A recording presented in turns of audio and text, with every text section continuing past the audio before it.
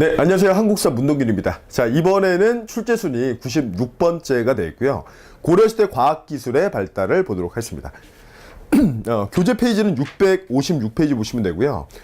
문제는 대표 문제를 띄워놓고 보면 3번 문제인데 이게 12년도 경찰직 3차 문제예요. 네. 자, 그럼 얘기를 좀 해보면 적절하지 않은 것은 보겠습니다. 고려 초에는 역법종 얘기인데 당의 선명력을 썼었다. 근데 충선왕 때는 원의 수시력을 받아들였다. 이거 기억하세요? 네. 충선왕 때는 뭐를? 원의 수시력을 수용했다. 요거. 그리고 나서 공민왕 때는 명예 대통령이 되고, 물론 역법 가운데 제일 중요한 건 조선시대 넘어가야죠. 세종 때 한양 중심 최초 역법 칠정산. 그리고 조선 후기 효종 때 태음력에다가 태양력을 곁들인 시언력. 그리고 나서 근현대사 들어가면은 을미개혁 때 태양력이 되겠죠. 그렇죠? 그래서 1번 지문 이렇게 해결했고요.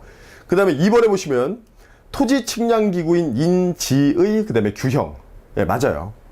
근데 용도는 맞지만 지금 시기가 우리가 묻는 게 고려시대라는 거죠. 근데 인지의랑 규형은요, 이거는 조선시대 15세기 얘기예요. 15세기.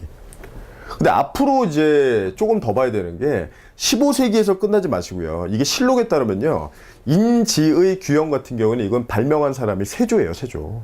네. 그래서 이거는 세조 본인의 업적으로 그래서 왕대사로 들어갈 수 있으니까 별도로 조금 더 기억하셔야 돼요. 일단 정답은 2번이 되겠죠. 자, 그 다음에 3번. 최무선은 중국인 이원에게 염초 만드는 기술을 배워서 화약 제조법을 터득하게 했다. 맞죠? 그래서 이걸 가지고 화포를 만들어서 최무선이 활약했던 게 뭐냐면 왜구를 잡았던 우왕 때 진포 싸움이 되겠죠. 자, 그 다음에 네 번째 보시면 태의감에 의학 박사를 둬서 의학을 가리키고 그리고 의과를 시행했다 쭉 나오는데 이거는 비교하는 게 항상 바꾸기 좋은 거는 이 관청명이에요. 그래서 고려 때는 태의감인데 조선 때는 전의감에 해당된다라는 것까지 비교하시면 되겠습니다. 네, 그래서 문제를 한번 풀어봤고요. 조금 빠져있는 내용들 앞쪽으로 설명으로 돌아가서 몇 개만 짚어드릴게요. 네, 656 그리고 7. 네. 자, 이 가운데 되게 중요한 게 있는데 지금 인쇄술의 발달이에요. 우리가 목판 인쇄 같은 경우는 대장경편에서 봤거든요. 근데 지금 이제 금속활자인데 고려시대 때는 금속활자로 처음 인쇄를 한다는 거죠. 근데 금속활자가 아직 초창기이기 때문에 단점이 있어요.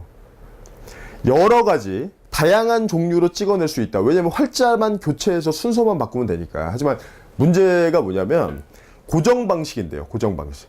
이 당시에는 밀랍식 고정이라서 많이 찍어낼 수가 없습니다. 그거를 극복하게 되는 것은 조선 세종 때로 가야죠. 자, 그러면 이때 인쇄했다라는 게 두 가지가 있는데 하나는 뭐냐면 네, 요 두 가지 쓸게요. 상정고금 예문이 있는데 상정고금 예문. 이거는 예자 동그라미 치고요.